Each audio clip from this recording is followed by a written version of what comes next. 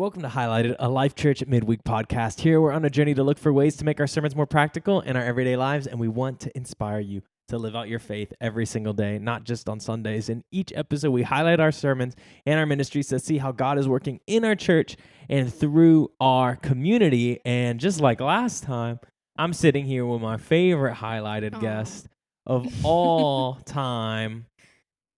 Hi, welcome, Marissa. Hey, how's it going? There's a lot of build up to nothing, so I'm sorry. Sorry to disappoint. But yeah, I know what you guys are thinking. Like, wow, Paul, like what is with this? We haven't had an episode in 2 weeks, and I first I want to say I'm sorry. Second, I want to say you also haven't had a episode of Highlighted with Pastor Joshua in like a month. Mm-hmm.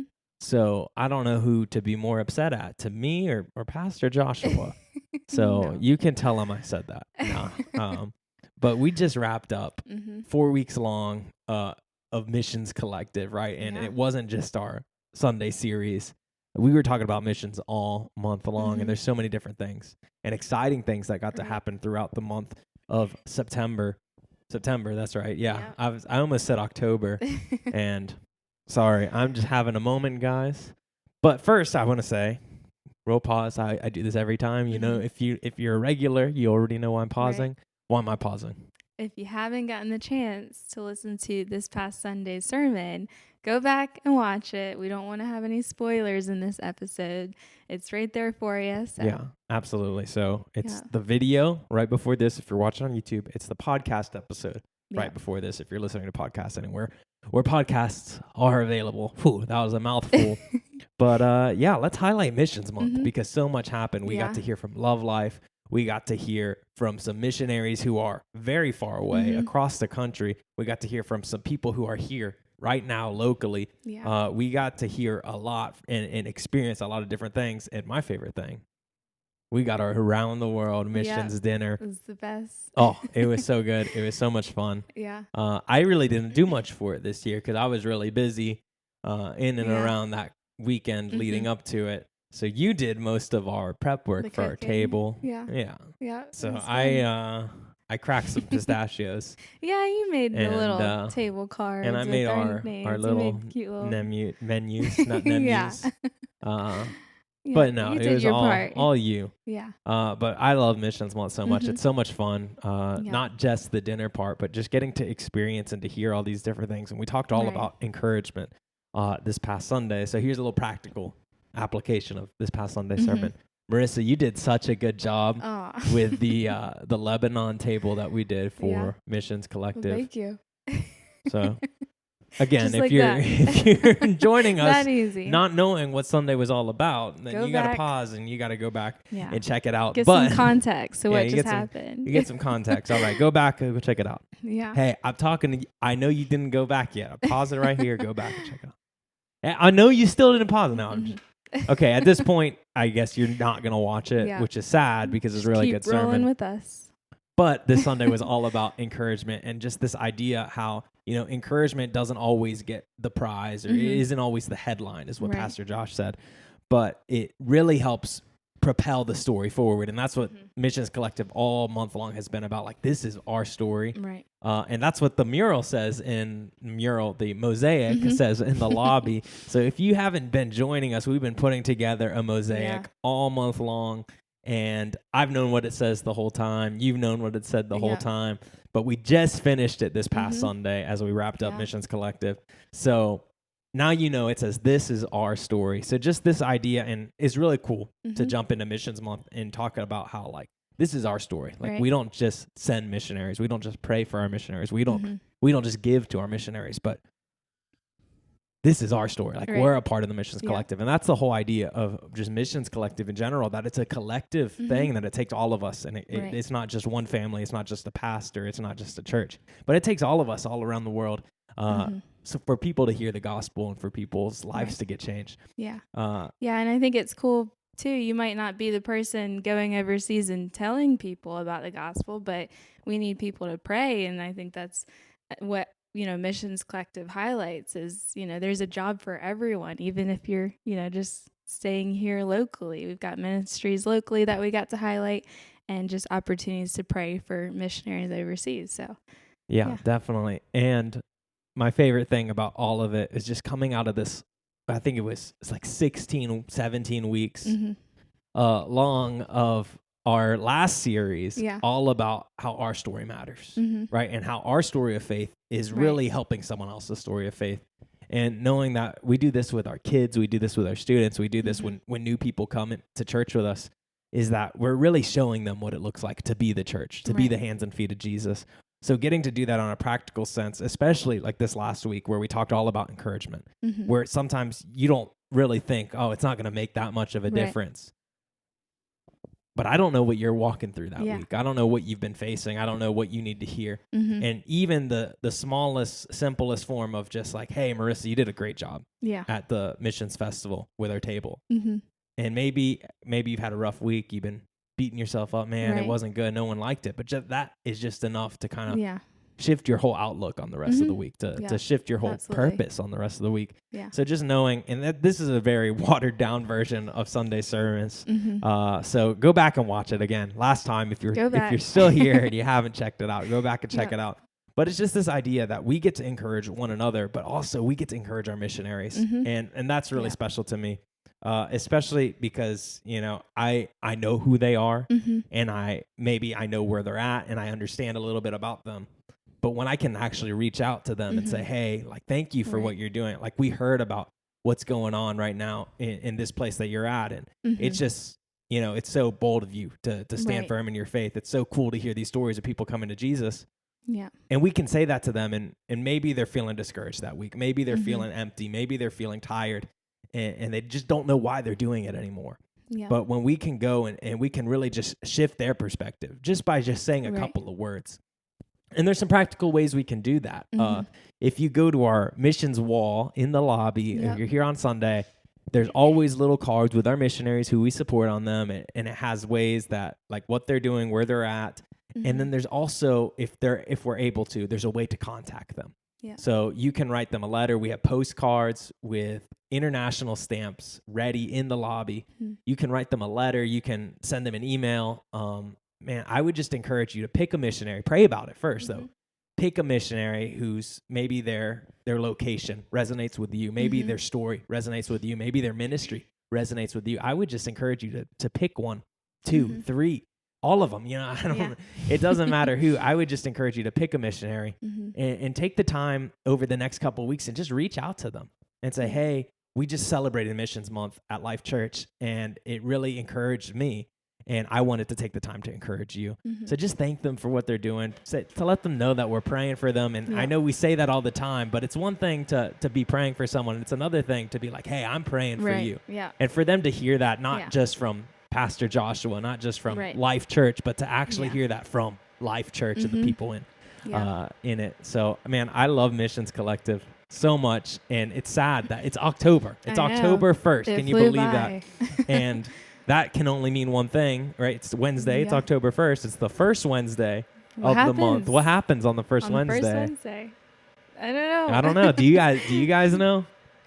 No one knows. I guess it's House of Prayer is happening today. So if you're watching this when this episode comes out, House of Prayer is tonight at 6:30. It's man, I love House of Prayers. I cannot stress that enough. Pastor said it on Sunday that this is like the most important service that we do, right? It's not just about today, right? But we truly believe that the course of these nights of prayer and worship are setting our trajectory for years to come. Yeah, House of Prayer is such a good time, and it's just always so special. And if you haven't gotten the chance to come out, the time is now, and it's happening tonight, and we'd love to see you there. Yeah, absolutely. Yeah. And also, now that it's October, right, it's sad that Missions Collective's over, and that doesn't mean mission stops. I just want to be very clear. Like, just because our series on missions is over, our focus, our emphasis on missions is done, that doesn't mean we're stopping. So I also want to say real quick, before we move too far forward, on week 2 of Missions Collective, we talked about our faith promise giving cards,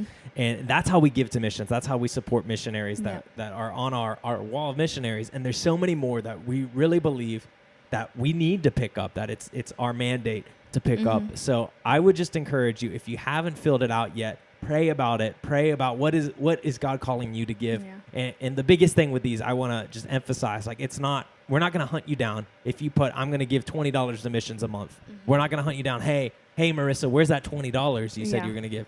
It's just a simple act of faith saying, if God provides it, I will give it. And all of that money, 100% is going directly to our missionaries. And it's how we budget each year to know, hey, which missionaries can we pick up additionally? Which missionaries can we increase our giving to? Or unfortunately, sometimes it has to be, which missionaries are we going to have to decrease our giving to?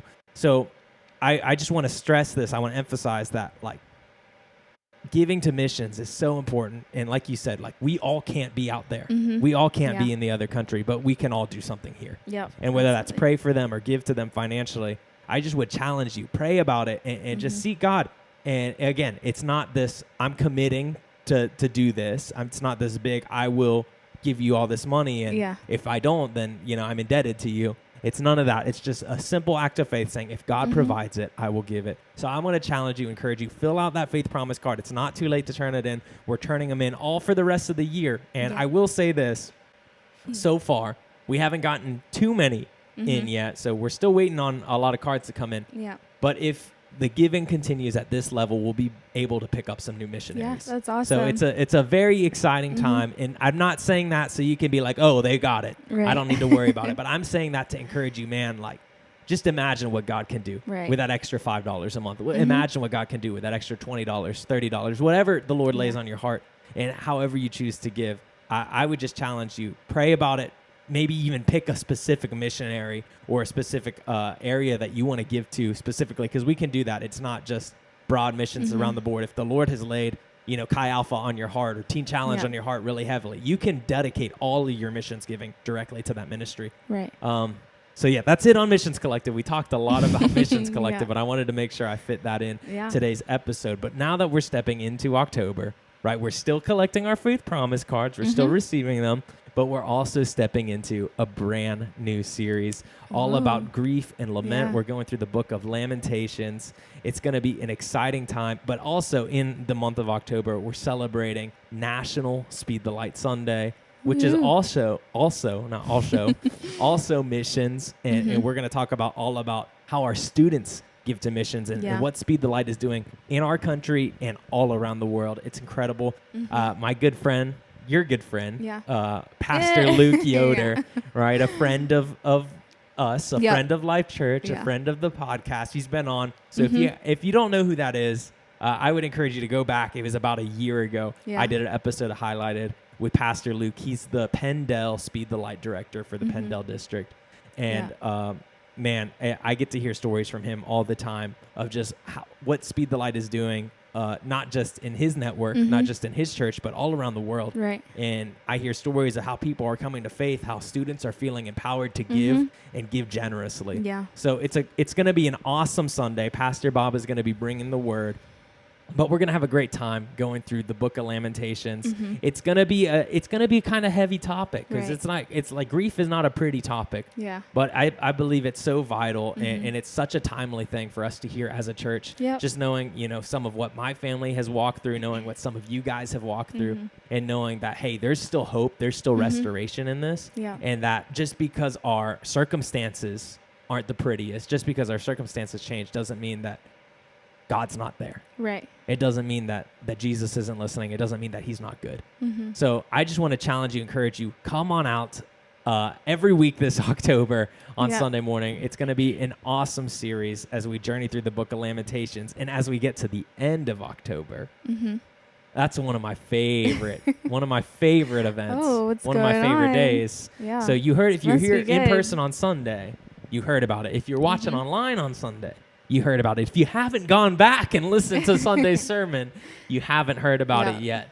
But we are, or maybe if you've just seen it online, because we're rolling out ads and our event page and our website and stuff is making this push towards Fall Festival. It's always such a good time. It's always such a fun event. Mainly because it's just like a very like free-flowing event. It's just like a fun all day, not all day, it's just a couple hours. But it's just a fun day to just spend time with your family, spend time with your loved ones, hang out. You get free food. You can paint a pumpkin. You can. There's a million things. Hay rides, chili cook-off.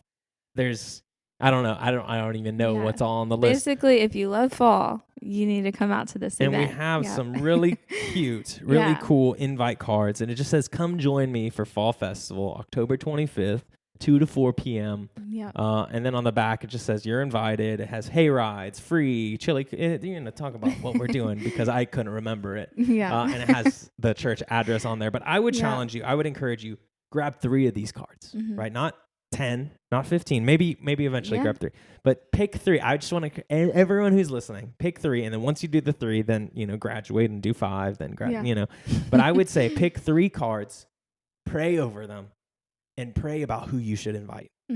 Because this is an awesome outreach opportunity. And it's amazing to hear the stories and what happens through the lives of people through this event, because year after year, you would think, oh, that's just silly. They're just doing hay rides. Right. They're not even doing worship. They're not even preaching. They're not even doing a gospel presentation. Like, why? How would that help? But you would be surprised by the story after story that we hear year after year of how people come to know Jesus through events like Fall Festival. Right. And so it's going to be an awesome time. It's such an easy event to invite your friends out to, your neighbors, your family, whoever it might be, whoever you've been praying for, hoping to get into the doors of church, but maybe they're just a little hesitant. This is the event to invite them to. It's going to be free. It's going to be fun for the whole family. So I would say, grab 3 invite cards. Pick 3 people in your life that you can invite. And I just want you to hear me. If they say no, or if they're busy, that's okay. Right? And that's okay. So don't feel like you failed, right? We're planting the seeds, and we're praying and believing God that he's going to bring the harvest, right? We don't have to do the hard work. So I would challenge you, invite someone to Fall Festival. It's going to be a lot of fun. What's your favorite Fall Festival memory? Go. Oh, I just put you on the spot. So I'm going to go. I'll go for you. I think last year was a lot of fun because we brought Chewy along, and we kind of snuck him along. And we managed to, he was in my office for a lot of the day, but towards the end of the day at Fall Festival, we got him on the hay ride. And it was me and you and Chewy and our friend, we're riding the hay ride, and Chewy's all confused. If you're watching this and you're like, who is Chewy? Like, who the heck is this Chewy? Chewy is our dog. He's a 45, 50 pound Labradoodle. He's just a baby. He's our little baby. So we got Chewy on the hayride. It was the last hayride of the day. We just wanted to make sure we weren't gonna like bring him on when it was busy. So it was just a few other people, but we brought Chewy on the hayride, and I think just how confused he was, like, what is this thing? Why am I on this moving hay? So I think that's my favorite Fall Festival memory. There are just too many to choose from. I think about the pumpkins and getting to paint them. I think about the chili cook-off and getting to try everyone's chili and the competition that goes into all that. And then, of course, the hayride and getting a special little tour back by the pastor's house. So there's just a lot that you guys got to come out to. Yeah, it's going to be a lot of fun. And like I said earlier, man, invite someone. This is such a great opportunity where we get to go and be church. We say that every Sunday. We say that when we close. Hey, let's go and be church. But we really get to put actions to our words there. And we get to go and be the church for our community. For a lot of them, this might be their first time ever stepping foot onto a church property. It might be their first time in a long time. And we don't know their story. We don't know what God's going to do through this event, but we're believing that he's going to do amazing things. And it's going to start with us. So absolutely. I'm so excited for it. The month of October is jam-packed full of things. So next time you're in the building, grab your October at Life handout. There's so much happening. Fall Festival is happening. And then, but tonight specifically, we're talking House of Prayer is tonight at 6:30. So this is going to come out in the morning around 8 a.m.